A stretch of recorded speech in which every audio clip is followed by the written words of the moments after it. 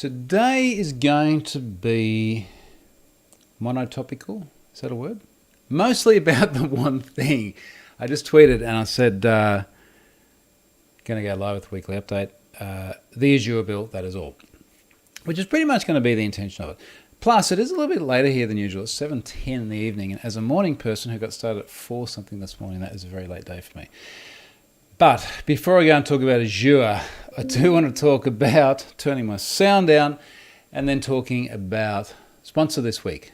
Sponsor this week is Collide. Thank you, Collide, for helping me pay my Azure bill. Meet compliance objectives in a remote first world without resorting to rigid device management. Try Collide for 14 days free. Collide has been there for many, many weeks now, and even before my Azure bill. I do really appreciate their support to allow me to stay home, which I don't have a lot of choice about lately, not have to go other places, and work with organisations like them. Endpoint security powered by people. A lot of messaging employees on Slack providing customized security and compliance necessary things these days, recommendations for their Linux, Mac and Windows devices. So big thanks for all the support Collide has given over, it must be the last couple of months. They have been there a lot. So go and check it out, give them a try. As I said before, I really like getting organisations to give some things away to people so they can give it a go and actually see how the things work. So please go and give Collide a bit of a run and see what you can find. G'day everyone joining in. Adventure Matt's here, Stephen. It's morning for Stephen. Somewhere in the world, he's probably in England. Something like that. He also says today's sponsor should be Azure. Yeah, we'll get to that. Fritz is here. Good morning, good evening, good weekend, almost weekend.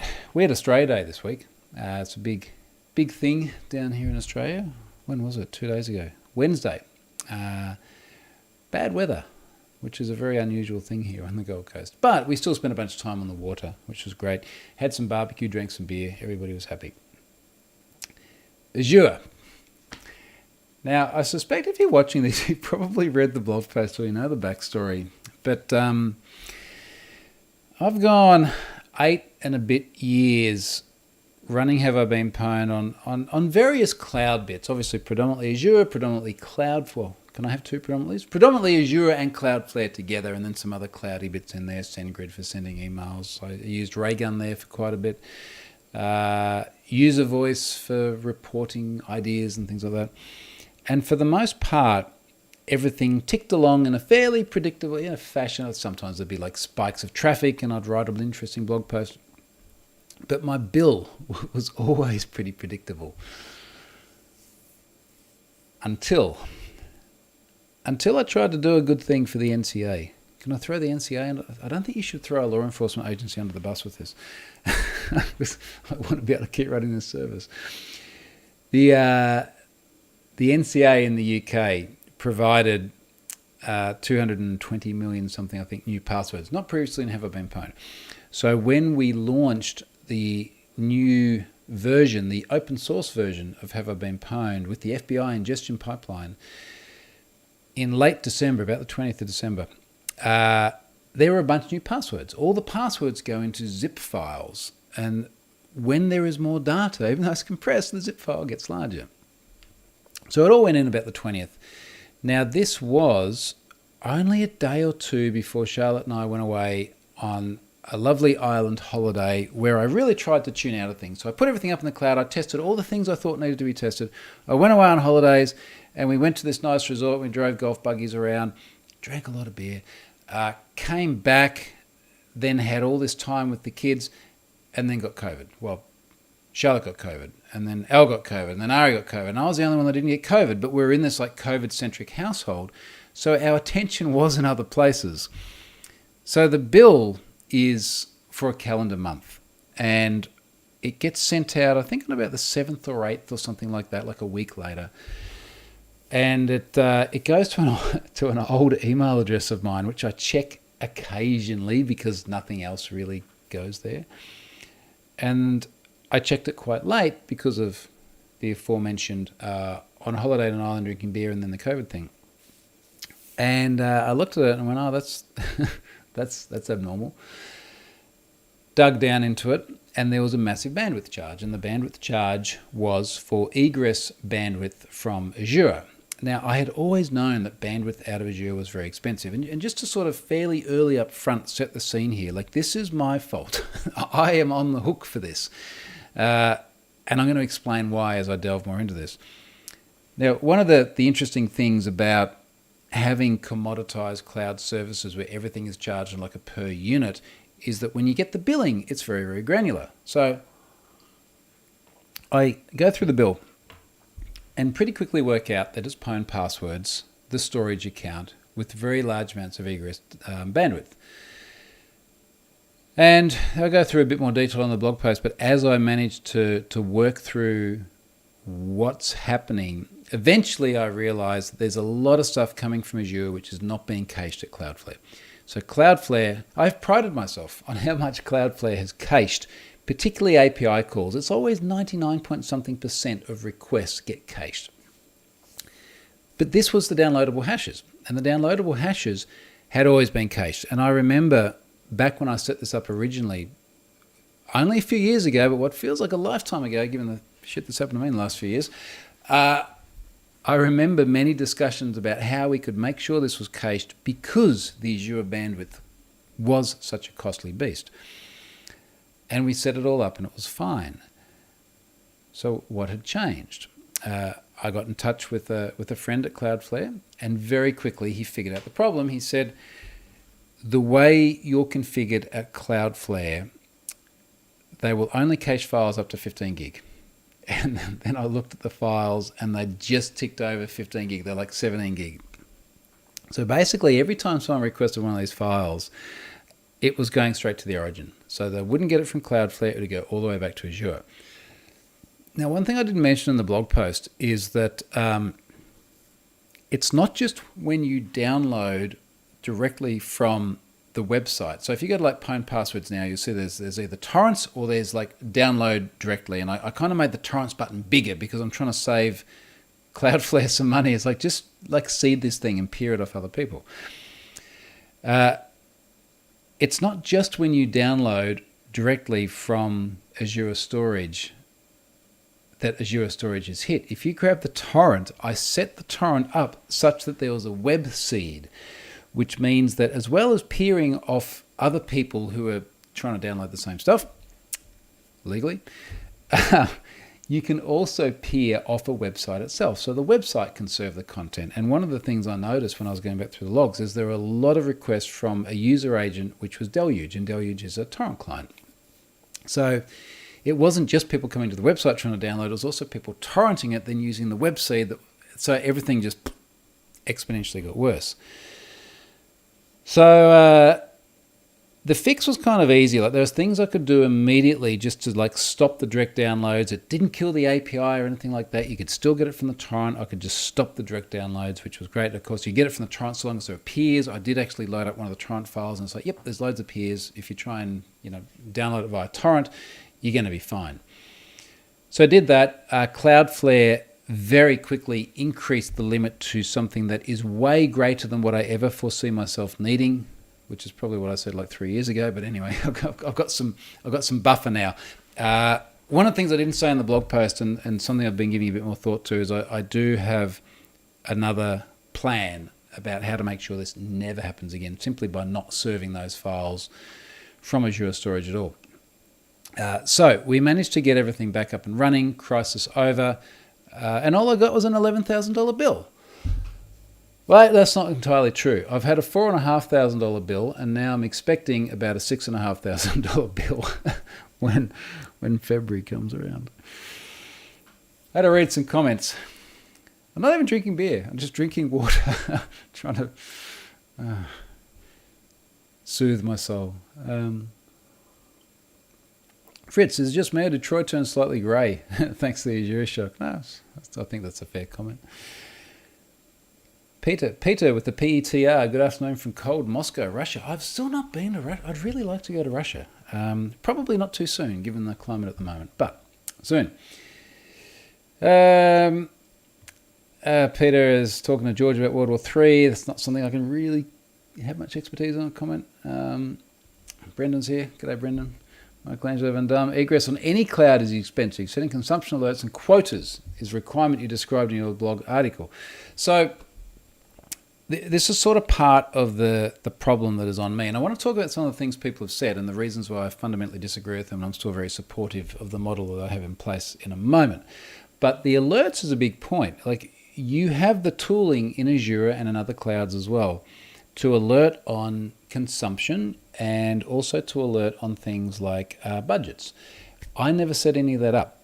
And part of the reason I didn't is I just didn't expect anyone to use it. Like, if we go back to like November 2013 when I started building this, I honestly thought no one would use it and it wouldn't really be of interest to anyone, so who cares? And I put it out there and that was it. And no one is more surprised than me that this service became popular. So it's just not something I gave thought to at the time, and because my usage was always so consistent and so predictable, I just never had reason to. And I did make a comment in the blog post where I said, look, I feel like this is a little bit like losing data off a hard disk. I can recall one incident, probably about 10, maybe 15 years ago, where I had a disk failure. And I remember going to a data recovery service, actually, and managing to get a bunch of it back. But that was the moment where I was like, okay, this is never happening again. I'm going to do all of these things now to protect myself from losing this data. So as it stands today, I think if my house exploded, well, what would I lose? First of all, I hope this doesn't happen. But second of all, certainly all the things that I'm actively working on, it's like they're in the cloud. They're fine, in multiple clouds. So I kind of felt like something that once it happens, you get this right. But Michelangelo's point here is quite right. There are controls there to monitor these things such that that shouldn't happen again in the future. And this is part of what I wrote in the blog post. I put controls in place to make sure that if something like that does happen in future, I know about it very quickly. Brendan, anyone else hearing some sort of high-pitched line noise? Peters, yep. Oh, okay. Oh, local cicadas here. Wow, okay. Jeez. Okay. No idea. Sorry. All the things look fine. Nothing's flashing. I think it's okay. All my levels there look all right. Sorry, guys. I'll look at it later on. Hope it doesn't put too many people off.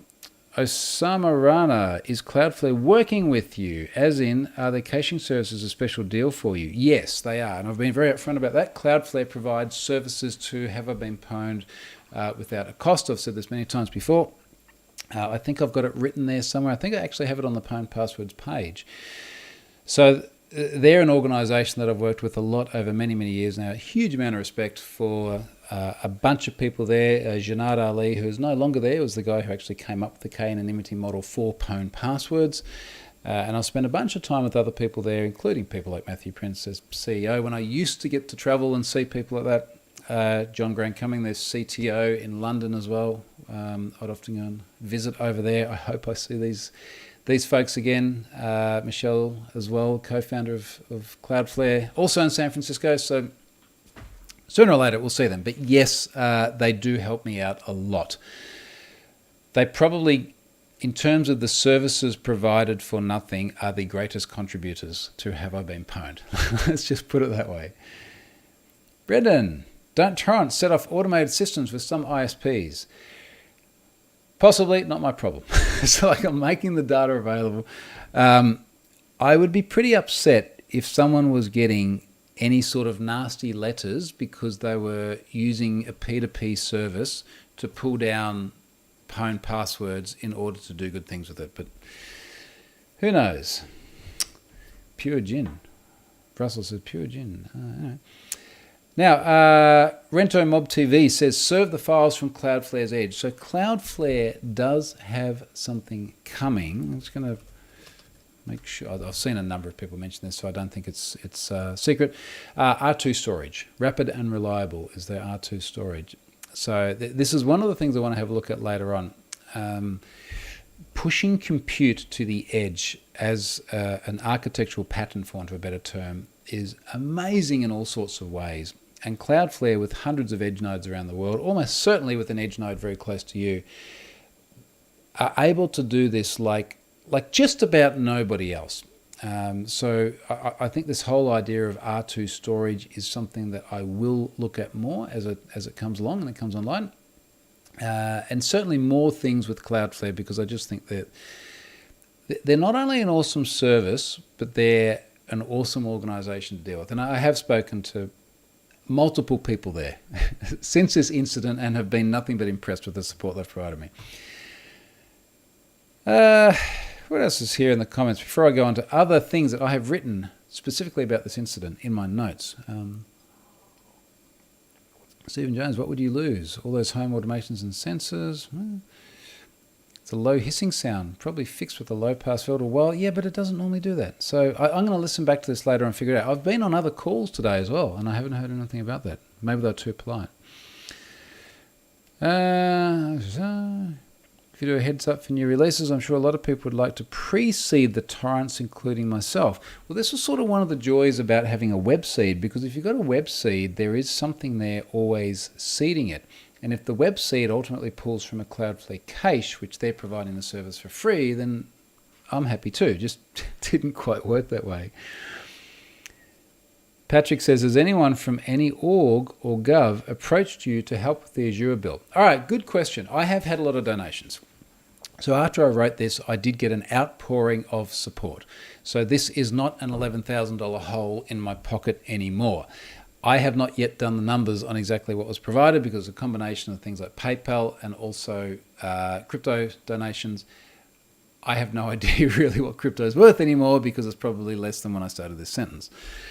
So yes, there has been a lot of support. It has definitely taken the sting out of it. I sort of got to the point where maybe a couple of days after I wrote the blog post, and there were donations and things as well, where I went, I actually think this is going to be a net positive. I'm an optimistic guy. And I think it's a net positive insofar as the stings come out of the cost, and all of these people have now gone, I should check my alerts. Do I have alerts for billing? I got a huge amount of traffic. How much traffic did I get? Let me check my Cloudflare stats.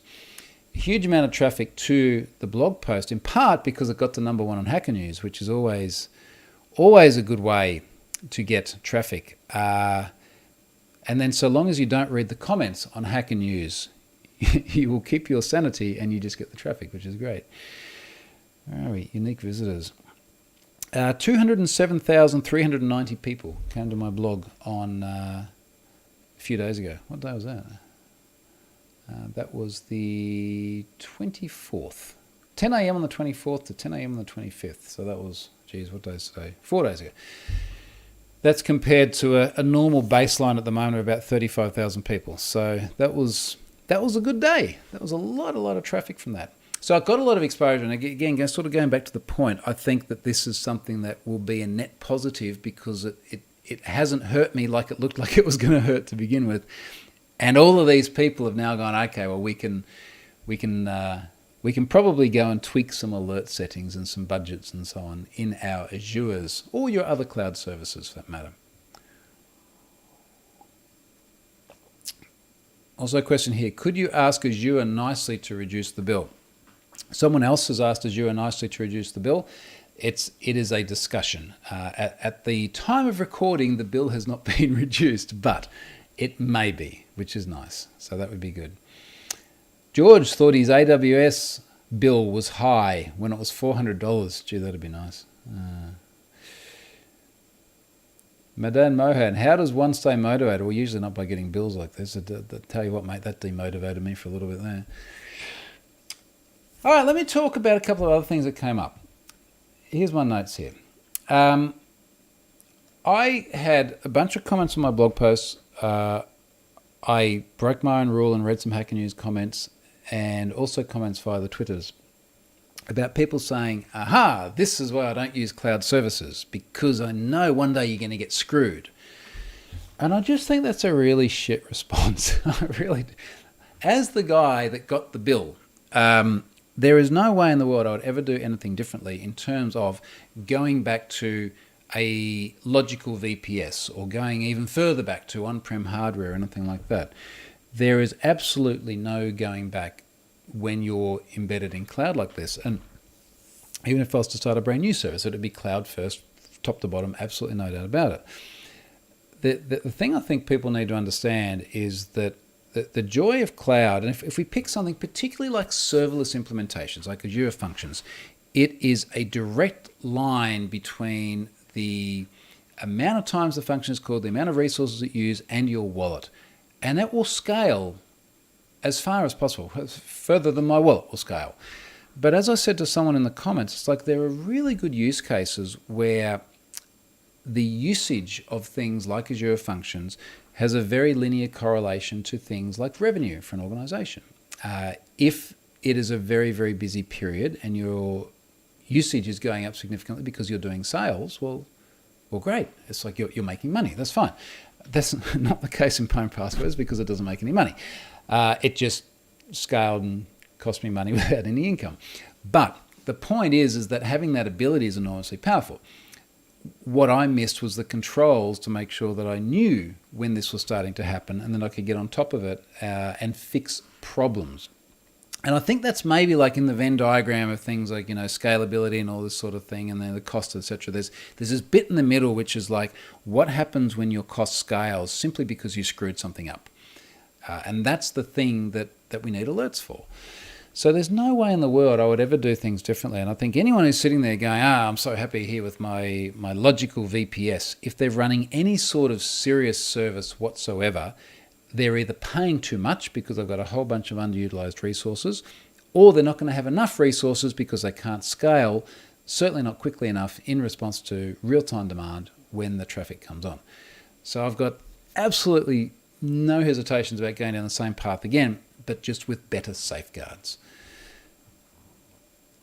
Asana says, this reminds me of a Google big query that a friend made. He essentially ran a join query on two tables consisting of terabytes of data, and each table ran to USD $19,000. Ouch, wow, that's really bad. That's really, really bad. Yeah, that's a hard one. I think having controls on costs. So one of the things that a few people said is they said, well, when you hit a cost threshold, you should just stop the service.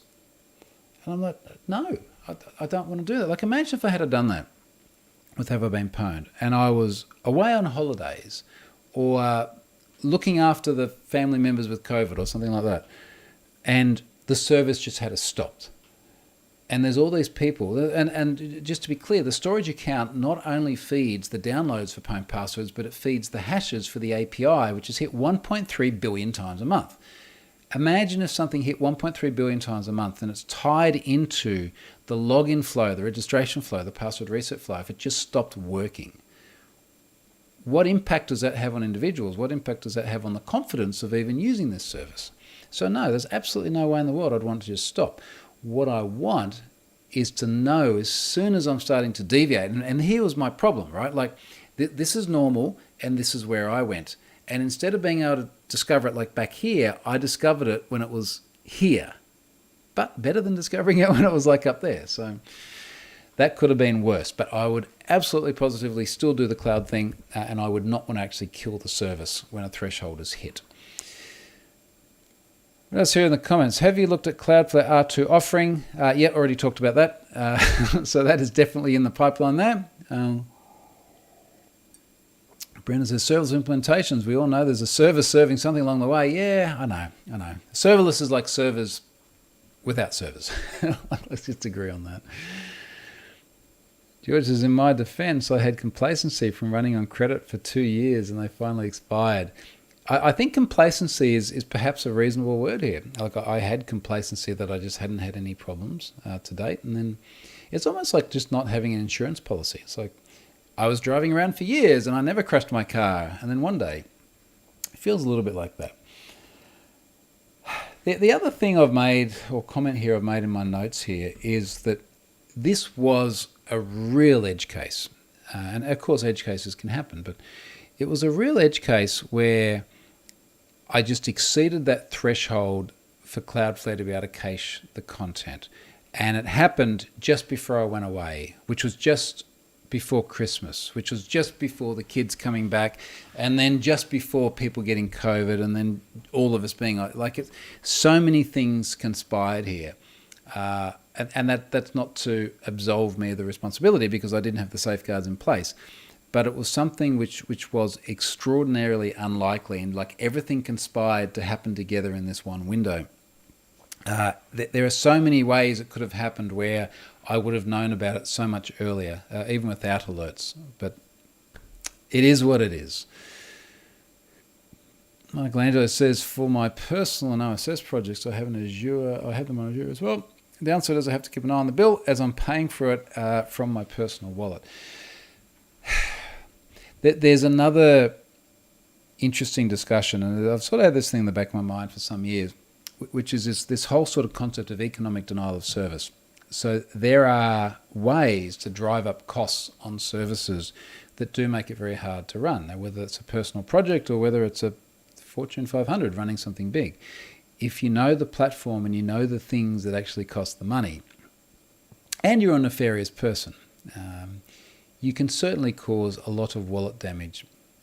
And like imagine if the amount of data that had been downloaded from Have I Been Pwned was 10 times what it was. Imagine if my bill was $110,000. Like this, it's possible. It is possible, and that does niggle at me. It does. Stephen says the joys of all the edge cases coming together at the right time for best damage. Yeah, been there, done that. Yeah, and look, I'm sure that I can think of other instances in the past where there have been just a confluence of events that have all happened at the same time to cause things to be very unpleasant. So again, look, that said, just to sort of wrap up the whole Azure bill thing, at the end of the day, it was a massive learning experience. That the sting has been taken out of it by donations. I might get some more support from Microsoft. I don't know yet. I have learned a lot, and I hope that from the blog post, other people have sort of taken the time to go, I probably should look at how I've got all this configured. So look, with that, I'm going to sign out of this thing. I had another meeting before this, which made me start a little bit late, and it's like well and truly dinner time as well. And it has been a rather strange week for all the reasons I've mentioned today and many others. I'll come back next week and do this again. Hopefully there'll be happier stories to tell next week. Yeah, there's like data breaches and stuff like that. And we'll do it again then. So thank you for joining and also for everyone for chiming in on this. I think it's a really, really interesting topic, and I know I'm going to write more stuff about this later on too. Cheers, folks. We'll see you later.